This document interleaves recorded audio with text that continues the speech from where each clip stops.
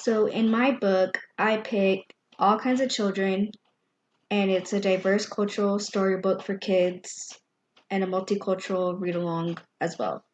Talks about different kinds of kids from different cultural cultures, and it also talks about how uh, we sleep, eat, we get dressed, where we live. So some kids around the world live in huts, some kids live in houses, some live in shelters. Um, it also talks about um, hoping that parents will love them, grandparents, sisters, brothers, aunts, uncles, cousins.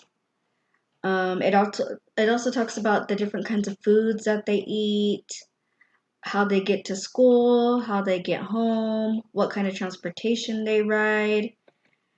It also talks about what kind of race they are as well, which I really liked. Um, it also talked about just all kinds of children, whether they're black, white, Mexican, Chinese, Puerto Rican. Um, it also talks about uh, what kind of religion they have, and they also have special kinds of things that they do that pertain to that religion as well, which I also like too. And I also liked the book as well. Um, that's something that I probably read to my kindergarten kids as well. They talk about how they they talk about um, other stuff as well. Um, if they have animals, or there are some religions that they don't allow animals as well. Um, I also like the front of the book. It has different races of kids on it, and they have like Chinese, black, white, Hispanic, and all kinds of, like the book is, all kinds of children. And they have uh, animals on there as well, different animals that they take care of, chickens, ducks. Um,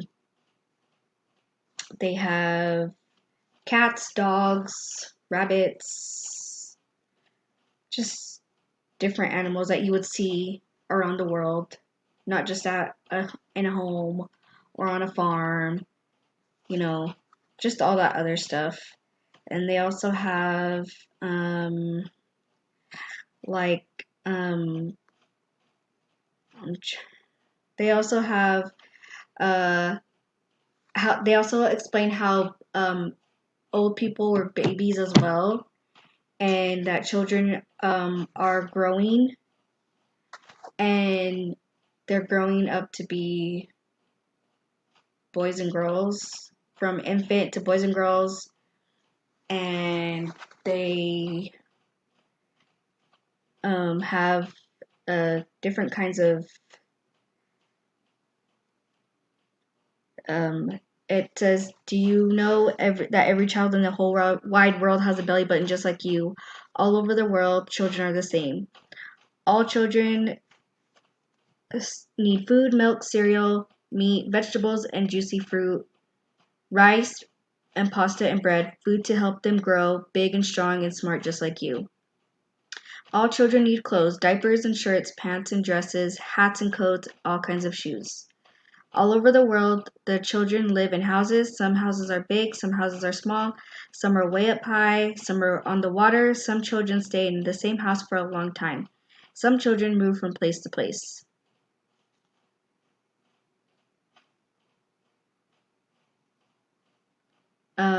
It also talks about, um, it also shows the types of houses that kids live in as well.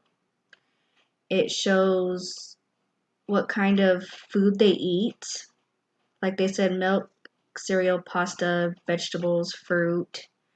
The book also shows the the book the book shows how the kids are on the beach. There are kids on a beach. There are kids playing in the snow. There are kids playing at their house. There are kids playing. Um, they also have kids playing dress up as well. They have kids eating fruit and sandwiches, and there's also a baby drinking milk. There's also a mother nursing her baby. They also have a lady with a bowl of fruit on her head. In Africa, they carry fruit. They carry bowls with food on their head. There's also a little boy and his sister carrying the vegetables and bread.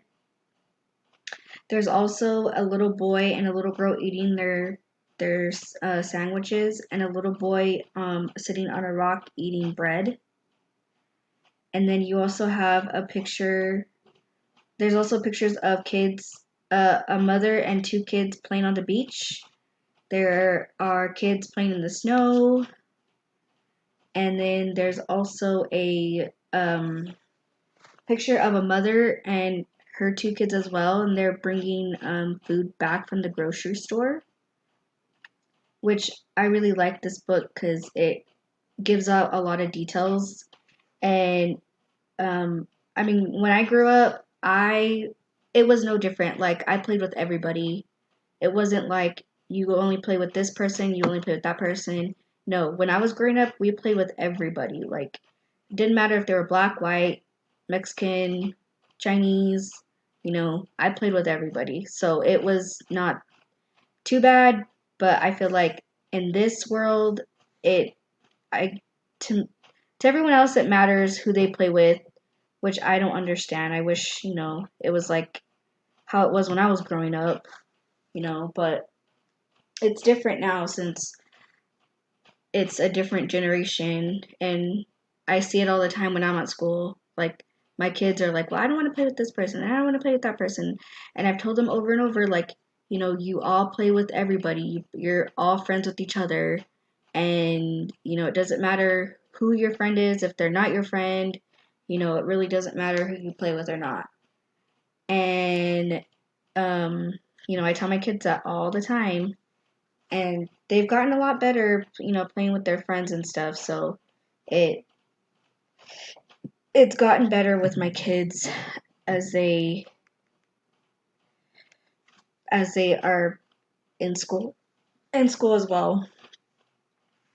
And what I really liked about this book is that it didn't matter what race you were, and we're all the same. We're not all the same, but we get along, whether it doesn't matter what color or race we are. To me, I like it because it's a good book, and I feel like kids in this generation should read this book as well. It even if it even if they don't like it, I would want them to read this book just to get a get a good look at what life is about and how they should be with each other, and not just only playing with certain kids, or they would rather just not play with anyone at all.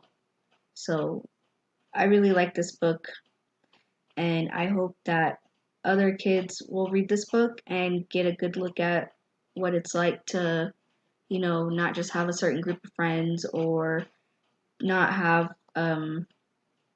or to just be friends with everybody. I mean, I feel like that's how it should be, whether you like that person or not, you should like them no matter what.